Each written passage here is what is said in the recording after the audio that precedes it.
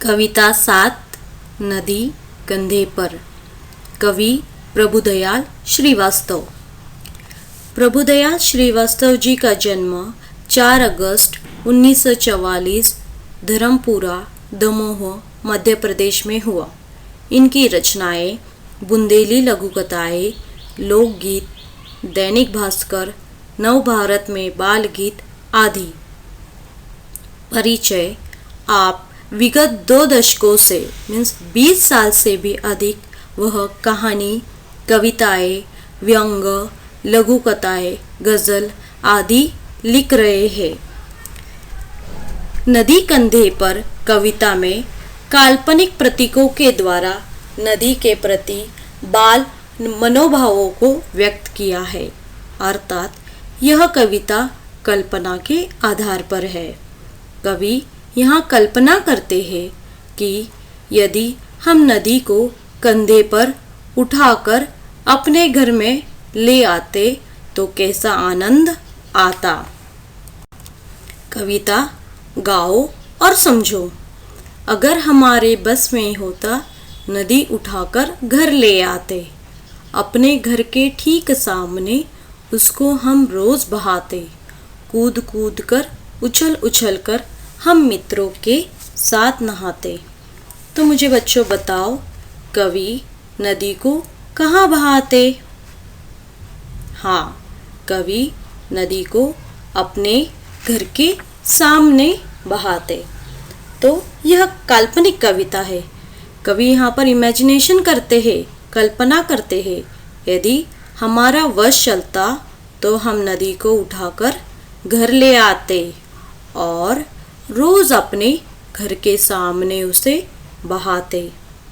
हम अपने मित्रों के साथ उसमें खूब उछलते, कूदते और देर तक नहाते।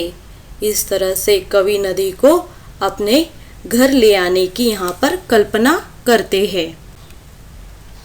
कभी तैरते कभी डूबते, इतराते गाते मस्ताते, नदी आ गई चलो नहाने, आमंत्रित सबको करवाते। सभी उपस्थित भद्रजनों का नदिया से परिचय करवाते। अगर हमारे मन में आता झटपट नदी पार कर जाते।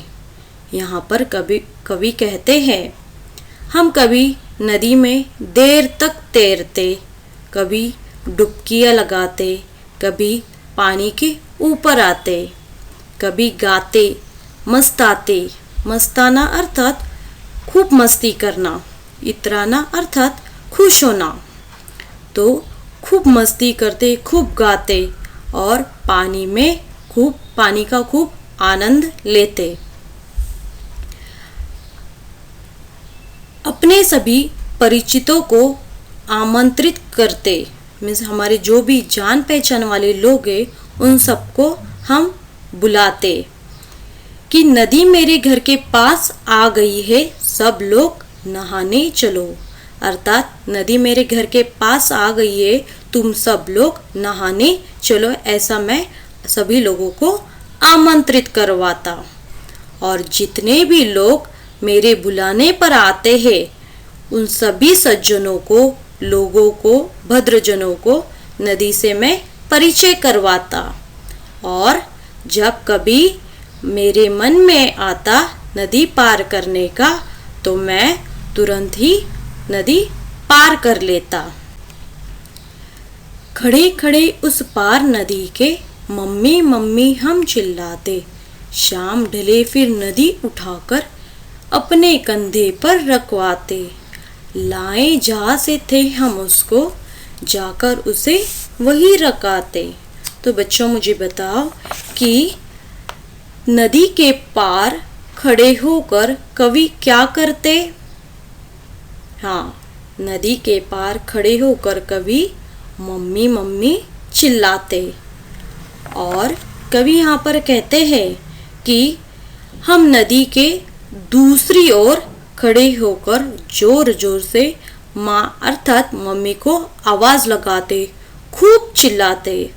और जब शाम रात में बदलने लगती है तब हम मित्रों की सहायता से नदी को अपने कंधे पर रखवाते, मगर कहाँ?